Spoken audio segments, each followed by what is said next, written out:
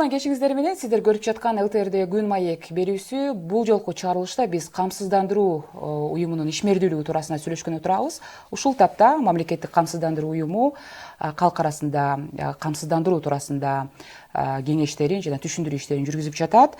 Ошол компаниядан келген өкүлдөр менен ушул камсыздандыруу маселесине байланыштуу бир катар суроолорго жана ошондой эле ОСАГО туурасында суроолорду узатмакчыбыз. Тааныштыра кетейин, студияда мамлекеттик камсыздандыруу уюмунун Чүй жана Бишкек филиалынын директорунун орун басары Айжамал Азатова. Куш келипсиз, Айжамал айым. Мамлекеттик камсыздандыруу уюмунун камсыздандыруу жана кайра камсыздандыруу башкармалыгынын жетекчиси Актан Турунбеков. Куш келипсиздер. Аты жөнү болсо Айгерим Жаныкул. Алгач суроону Актан мырза сизден баштайлык. Соңку маалыматтар боюнча өткөн жумада Таласта тилекке каршы кырсык болду. Жер титирөөдөн 48 үй жабыркагандыгы туурасында өзгөчө кырдаалдар министрлиги маалымат берди.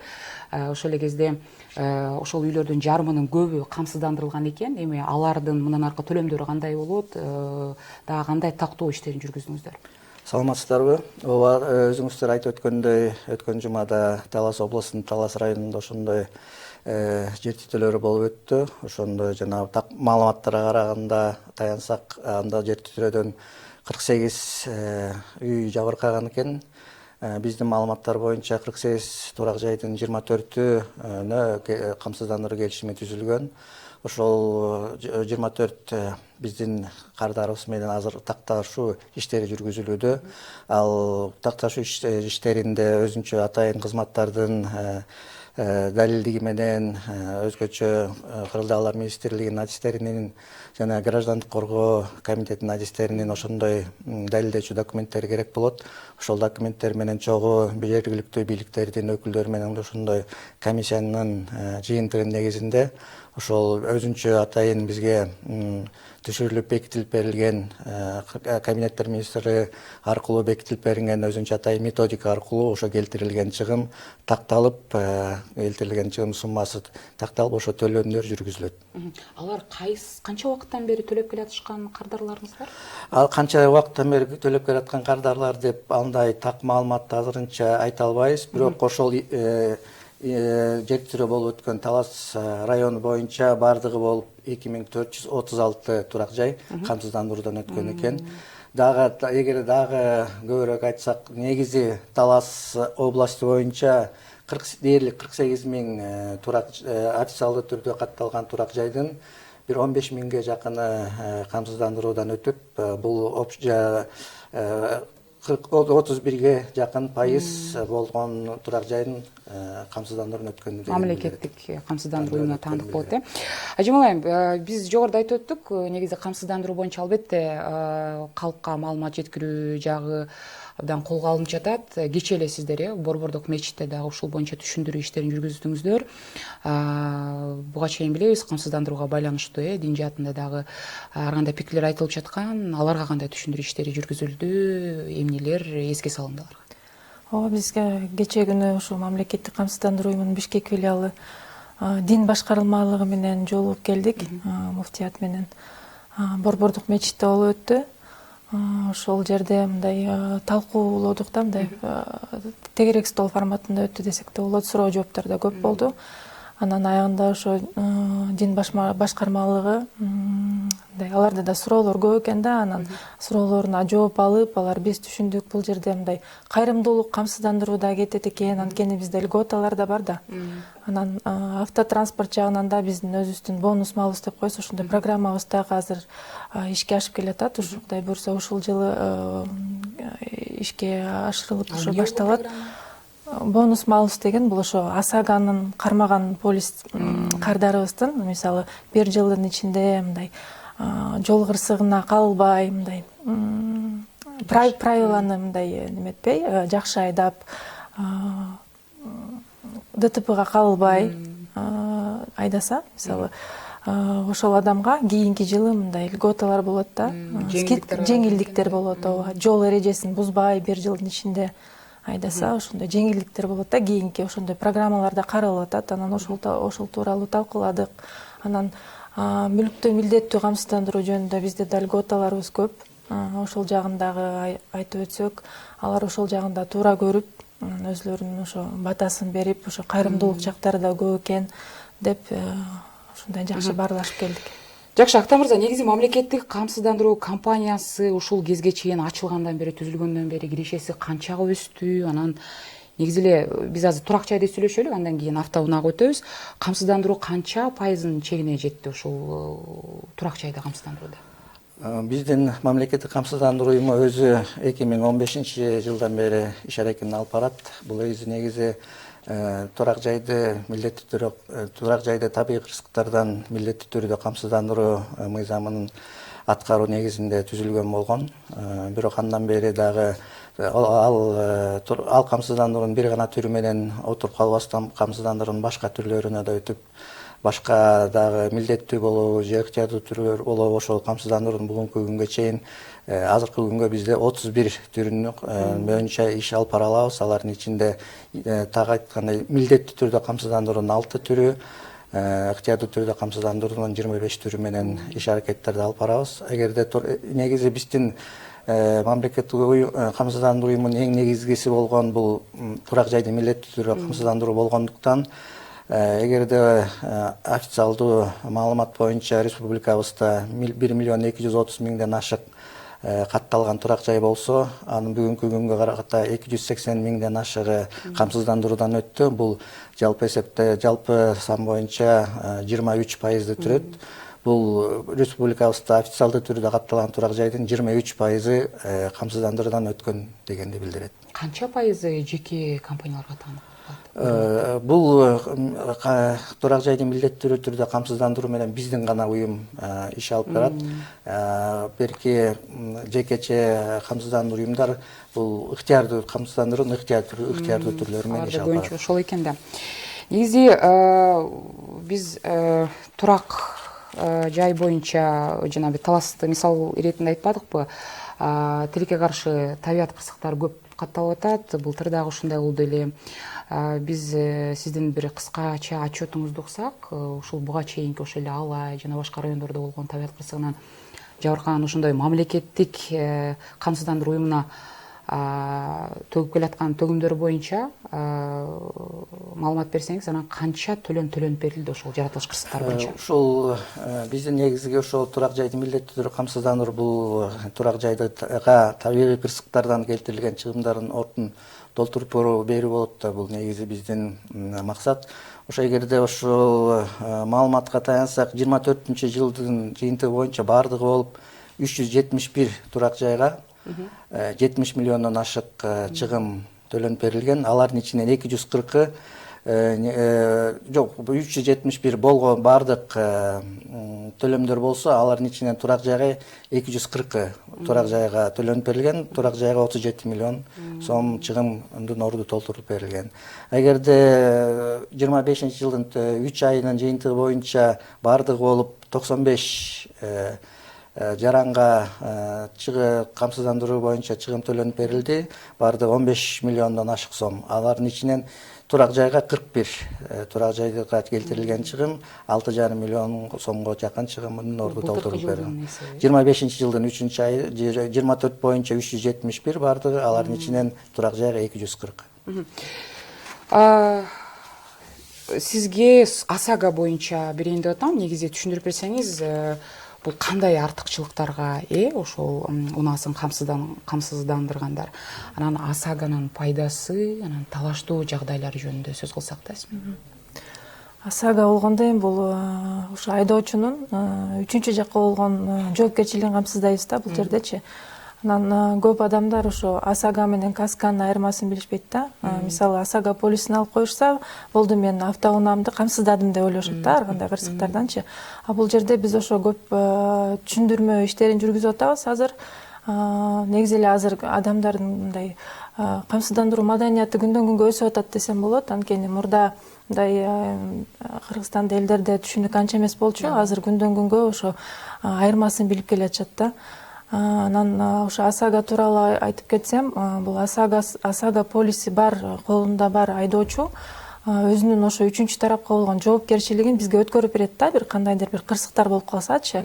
Мисалы ошо жол кырсыгына кабылып калабы, же жолдон кетип баратып ошо бирөөнүн магазинин сүзүп алабы, же бирөөнүн машинасын сүзүп алабы, же мындай эми ар кандай ситуациялар болот да, бакты сүзүп алабы же светофорду сүзүп алабы дегендейчи. Анан биз ошо ал адам ошо закондого баш ийип ошону төлөп бериш керек да, чыгымдарды мойнуна алыпчы. Анан ошо төлөмдөрдү, ошо жоопкерчиликти бизге мамлекеттик камсыздандыруу уюмуна өткөрүп берет. Ошол эми эң башкы АСАГаны кармаган адамдын эң башкы артыкчылыгы менин оюмча ошо мындай кырсык күтүлбөгөн жерден келет деп коет го, ошо күтүлбөгөн чыгымдардан мындай коопсуздук алат да өзүнөчү. Анан эң башкы артыкчылыгы ушу деп ойлойм. Ошо күтүлбөгөн кырсыктардан мындай финансылык жактан да кыйналып калбайт да ал адамчы. Анткени ошо кырсык эми каш кабактын ортосунда деп коет. Кудай сактасын, кырсыктар Кыргызстанда аз болсун. Бирок эми биз күнүгө эле кырсыктар болуп турат экен да, ошо.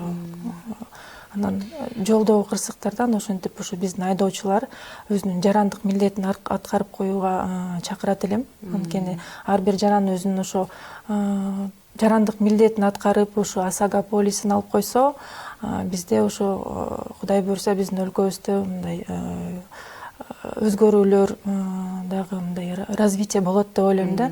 Анткени ошол камсыздандырууну түшүнгөн адам бул мындай финансово грамотный адам деп ойлойм да. Анткени мисалы чет өлкөнү алганда ал адамдар деген уже келечекте кандай чыгымдар болуп калат деп уже мындай алдын ала ойлонушат экен да, өзүнүн финансысын кармашат да мисалы.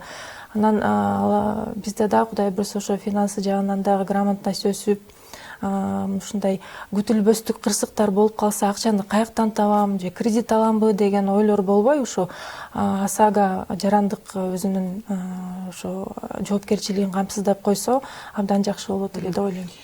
Негизи ушул АСАГА боюнча жол кырсыктары албетте эми сиздер менен келишим түзгөн адамдарга алдын ала түшүндүрөсүздөр туурабы? Укуктары түшүндүрүлөт дегендей. Бирок баягы ушул кырсык болгон маалда адамдын баягы абалы ар кандай болушу мүмкүн да.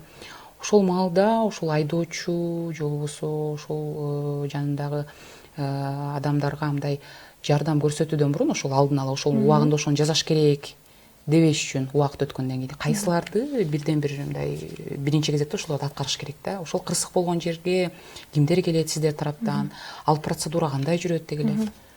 Бизде вот кардарларыбыз келгенде эң биринчиден бизде камсыздандыруу боюнча специалисттер биринчиден аларга консультация беришет. Мисалы АСАГА алып атасыз, сиз эмнени камсыздап атасыз, сиз жоопкерчилигиңизди камсыздап атасыз, буларга эмне кирет, сиз тараптан кандай документтер требуется мисалычы. Анан кырсыкка кабылып калсаңыз кимге чаласыз деп. Анан бизде ошо АСАГА полисинин аркасында ошо аварийный комиссарлардын телефондору жазылган. Анан кийин ошо кырсыкка кабылып калса аварийный комиссарларга чаласыз, ушул номерлерге чаласыз деп биз ошо аларга түшүндүрмө иштерин беребиз. Күнү түнү иштешет. Бизде көп эле ушундай учурлар болду. Түнкү саат 3-тө деле 4-тө деле чалып, ушундай мен кырсыкка калып калдым, эмне кылам деп балдарга чалышат. Балдар ошол жерге барышат. Барып эмндай адам ошол кырсык болгон учурда да өзүн жоготуп койгон учур болот го. Анан алар бир жагынан айтсам мындай психологический деле жардам беришет экен. Биз ошо келип айтып калышат да. Аларды ошо психологический да жардам беришет. Кайгырбаңыз, баары жакшы болот, биз сизге жардам беребиз деп анан мындай этап менен түшүндүрүп беришет да. Азыр сиз барасыз, заявление жазасыз, анан кийин ошо өзлөрүнүн процедурасын түшүндүрүп беришет биздин балдар аварийный комиссарлар. Албетте адам өлүмү коштолгондо кырсыктар бар турабы? Эми ал ар кандай деңгээлде болот. Ошолорду баалуу жааганда кандай жүрөт? Ошол кырсыктын деңгээли. Бизде ошо өкмөт тарабынан мисалы ошо жабыркаган тарапта ошол автоунаанын ичинде жүргүнчүлөрдүн арасынан ошо каза болуп калса, ошол адамдын үй бүлөсүнө 300 000 сом төлөнүп берилет деген бизде бар. Ал убакта эми биздин аварийный комиссарлар тез жардам менен иштешет. Ошо мамлекеттик органдар менен чогуу тыгыз байланышта иштешет да, МЧС, тез жардам дегендей. Ал жакта жазылган жазуулардын менен кайра мындай такташат экен да. Ооба. Негизи ушул кезге чейин канча ушул мамлекеттик камсыздандыруу уюмуна ушул ОСАГО боюнча машиналардын саны туурасында сүйлөшсөк да, канча миңге жакын унаа камсыздандырылды? Азыр эми Кыргызстан боюнча айта кетсем, бизде унаанын ошо катталган саны боюнча бизде Кыргызстан боюнча ошо 1,7 миллион автоунаа бар экен Кыргызстанда. Ал эми күндөн күнгө дагы саны өсүп келатат. Өзүңүздөр билгендей, ошо 24-жылы, ошо былтыркы жылы бизде 72 миң автоунаа ОСАГО полисин алыптыр, камсыздалган. Ал эми 25-жыл боюнча айта кетсем, ошо январь айынан тартып ошо апрелге чейин 7500дөн ашты. Ошо ОСАГО полисин алган айдоочулар. Канчасы төлөнүп берилди жанагындай Төлөнүп кырсыктарга ошо ОСАГО боюнча айта кетсем, 24-жылы бизде неме болгон. Шашпаңыз. Былтыркы жылга чейин, декабрь айында бир маалымат берилди, 60 миңге жакын экен, андан бери дагы бир 10 канча миңге көбөйгөн экен да, ушул жылдын март айына чейин. Ооба, күндөн күнгө көбөйүп келатат. Ошол боюнча айта кетсем, бизде 24-жыл 71. Былтыркы жыл боюнча айта кетсем, бизде 56 миллиондон ашык төлөнүп берилиптир. Автоунааны ОСАГО боюнча. Негизи Актан мырза, жеке камсыздандыруу компаниялары менен дагы өнөктөш болуп иштеп жаткан маалымат айтылды эле. Биз билебиз, сиз бул жакта дагы сиз көп тажрыйбаңыз бар. Негизи алар менен кандай кызматташтык болуп жатат? Сиздин маалыматыңызда такталачакты бул жакка. Ооба, биз президенттин, Кыргыз Республикасынын президенттин указы былтыр 24-жылда мартындагы указы боюнча жана улуттук кайра камсыздандыруу боюнча оператор деген дагы ошондой наам бизге да берилген. Ошол боюнча да биз жеке камсыздандыруу компаниялары менен да кайра камсыздандыруу болобу же жанагы сиз айтып өткөндөр автоунаа ээлеринин жоопкерчилигин камсыздандыруу боюнча болобу, ошондой иш-аракеттерди чогуу бир жаатта алып баруудабыз. Алар менен биз аларга кайра камсыздандыруу кызматын көрсөтөбүзбү же жок, же алардын кайра камсыздандыруу кызматы менен колдонобузбу. Ушундай жаатта биз чогуу иш алып барып, дагы эле болсо калкка ошо камсыздандыруу жөнүндө маалымат таратуу боюнча медиа пландар менен иштеп чыгып, ошол менен чогуу иш-аракетти алып баруудабыз. Биздин ошо жеке камсыздандыруу уюмдарынан, жеке камсыздандыруу компанияларынан болгон айырмабыз, биздин акционер же мынча айтканда биз мамлекетке тийиштүүбүз. Биз 100% акциябыз мамлекетке тийиштүү. Калган жактардан биз дал ошондой камсыздандыруу компаниялары аркылуу сыяктуу гана биз дагы ошондой иштерди алып барабыз. Негизи эле камсыздандыруу системасы кандай нукка түшүп калды, деңгээли туурасында айтып берсеңиз да. Камсыздандыруунун азыркы деңгээли акыркы жылдарда дурус эле болуп баратат. Анткени мамлекет тарабынан, өкмөт тарабынан чоң көңүл бурула баштады. Бул камсыздандыруунун керектиги жөнүндө, ушу камсыздандыруунун өзү негизи бар экендиги жөнүндө дагы ошондой калкка кеңири маалымат тарап, ушул маалымат таратууда бизге өкмөт тарабынан дагы, жергиликтүү бийликтер тарабынан дагы чоң жардам көрсөтүлүүдө. Ошонун жардам менен эгерде буга чейин ошо камсыздандырылган турак жайдын пайызы дээрлик 10%дан ашпай келсе, ошо дээрлик акыркы жылдарды гана өзүңөр көрүп тургандай камсыздандыруу башка деңгээлге чыгып, бүгүнкү күнгө карата камсыздандырылган турак жайлардын саны пайызы 23%га жетип калды. Бул дагы чоң өсүш акыркы бир жылдын ичинде эле. Бул биз жалгыз гана камсыздандыруу уюмунун иши эмес, бул бардык жалпыбыздын ошол жана жергиликтүү бийликтин өкүлдөрүнүн, дада калса жанагы өзгөчө кырдаалык министрлигинин адистеринин дагы жардамы чоң. Анткени өзүңүздөр билгендей, эгерде өзгөчө кырдаал болсо, ошол жерге биринчилеринен болуп ошо өзгөчө кырдаал министринин адистери барат. Ошолор ошол жерден ошол келтирилген чыгымдарды көрүп туруп, ошо алар дагы өздөрү тарабынан ошо калкка ошондой маалымат жакшы берип, ошо камсыздандырып койсо, ошо келтирилген чыгымдардын орду толтурулуп калары жөнүндө дагы жакшы маалыматтар таратып, алар дагы ошо калк арасында камсыздандыруунун тарашына өздөрүнүн да салымын жакшы кошууда. Эми камсыздандыруу бул чынын айтсак бул табигый кырсыктарды болтуруп кое албайт. Табигый кырсыктарды болтуруп коюу эч кимдин колунан келбейт, бирок камсыздандыруунун жардамы менен ал кырсыктардан келтирилген чыгымдардын, ал кырсыктардын кесепетин гана жумшарта алабыз. Келтирилген чыгымдардын ордун толтурулса болот. Сиз менен туракчайга байланыштуу суроолордун тегерегинде сүйлөшүп атпайбызбы? Негизи жанагындай ар кандай талаштуу жагдайлар болуп калат да. Мисалы, 1 жылдан бери тынбай төлөп келатып, 1 ай, 2 ай камсыздандырылбай деле жашаса болот экен деп төлөбөй калган учурда, мисалы, мен буга чейин төлөп келгем, кырсык болуп калган учурдачы, ошондой талаштуу болушу мүмкүн. Анан мисалы жанагындай кырсыктарда мисалы чатыры учуп эле кетсе, мен андай миллион эле алат экенмин деген дагы миллион төлөп берет экен бул уюм деп түшүнүп алышы мүмкүн. Ошондой жагдайларды түшүндүрүп берсеңиз да, кантип, кайсы параметрлер менен ал Туура суроо болду. Бирок камсыздандыруу бул бардык нерсе сыяктуу эле камсыздандыруунун да өзүнүн эрежелери болот. Камсыздандырууда өзү мыйзамга жараша жүргүзүлөт. Мыйзамда кандай жазылса, биз дагы ошондо мыйзамга ылайык иш аракет алып барыбыз керек. Биздин камсыздандыруу мыйзамга ылайык камсыздандыруу бул шаар жергесинде 1200 сомдо түшсө, айыл жергесинде 600 сомдо түшөт. Бул суммага кардарларыбыз шаар жергесинде келтирилген чыгым 1 миллион сомго чейин чыгымдын ордун толтура алат. Айыл жергесинде болсо 500 миңге чейин. Бирок бул силер жана айтып өткөндөй, эгерде бир чатырын шамал алып кетсе же жанагы фундаментин суу алып кетсе эле 1 миллион сом же 500 миң сом берилип коюлат дегенди түшүндүрбөйт. Бул өзүнүн дагы чыгымдар эсептеп турган методикасы түзүлгөн. Методикасы да бизге бекитилип берилген. Ал да мыйзамга кошо бүт баары мыйзам күчүнө ээ.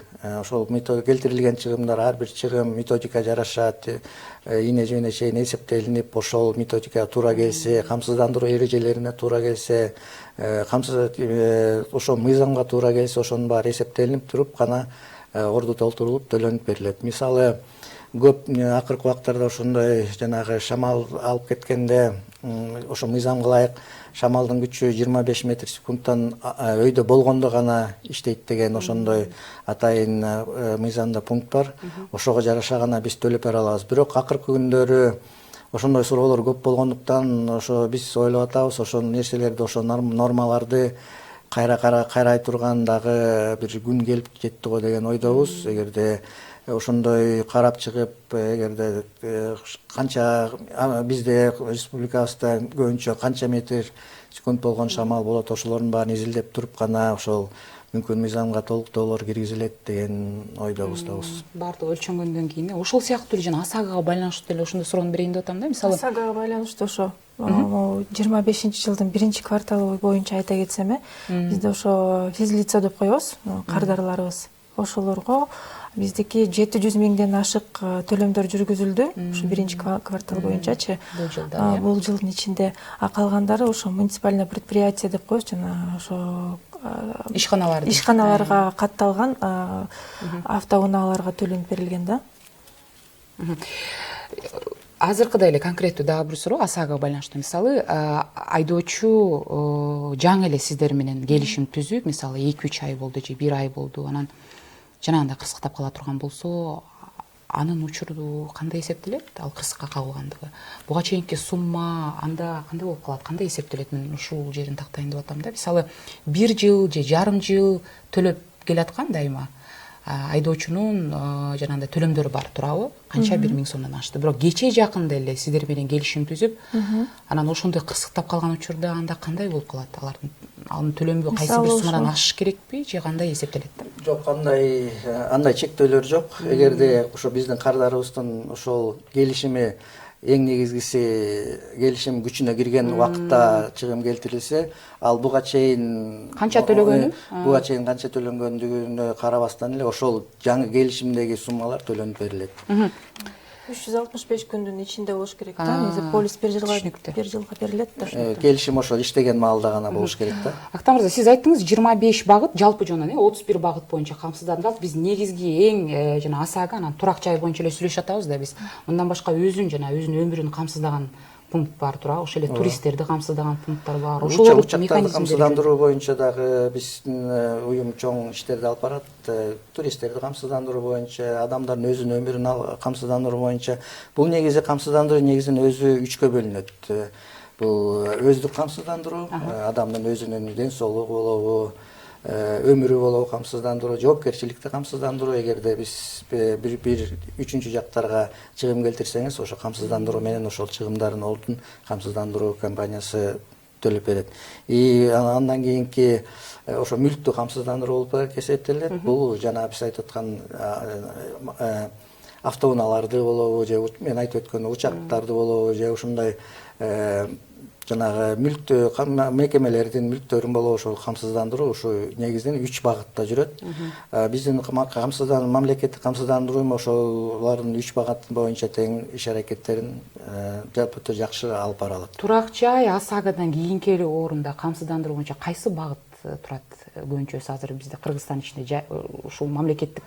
Бул үчүнчү орунда болуп калган бул автоунаанын өзүн камсыздандыруу болуп калат го, автокаска деп коет. Бул автоунаанын өзүнө келтирилген чыгым толтуруп берет. Эгерде жана айнеге сынып калабы, же бир жерге сүзүшүү болуп алдыңкы бамперлери сынып калабы, ошолорду оңдоп, кайра боеп камсыздануу жарым менен орду толтуруп берилет. Биз билебиз, Кыргызстанга да соңку кездери көп эле туристтер келип жатат, ошол эле альпинизм менен алектенгендер.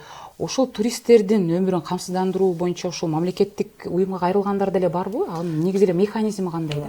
Бул туристтерди камсыздандыруу боюнча дагы биздин мамлекеттик камсыздандыруу уюмунун өзүнүн эрежелери, жанагыдай лицензияларын баары даяр, баарыбыз алып койгон. Бирок бул жерде айта кетчү нерсе, көбүнчө бизге республикабызга келген туристтердин көбү уже өзү бизге туризм болуп келердин алдында гана өзүнүн өлкөсүндө камсыздануу келишими түзүп алган болот да көбүчү. Ал камсыздануу келишими бүт дүйнөдө болобу, же ошо определенный бир өлкөлөрдө болобу иштеген келишим түзүп алышат. Өзүбүздүн жарандарыбыздан болсо өз өмүрүн камсыздандыргандар албетте бар. Өз өмүрүн, өзү ар кайсы травмалардан же эми Кудай сактасын, эгерде өлүм болсо ошо ордун толтурууларды ал өзүнүн туугандарына ошол камсыздандыруу суммасы төлөнүп берилет. Рахмат, коноктор, биздин убактыбыз чектелүү, аяктап баратат, биз жыйынтыктайлык.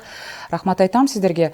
Аты жөнүм болсо Айгерим Жаныкул болду. Мен конокторду дагы бир жолу кайталай кетейин. Мамлекеттик камсыздандыруу уюмунун Чүй жана Бишкек филиалынын директорунун орун басары Айжамал Азатова жана мамлекеттик камсыздандыруу уюмунун кайра камсыздандыруу башкармалыгынын жетекчиси Актан Турунбеков болду. Кайрадан эфир аркылуу амандашканча саламаттаңыздар.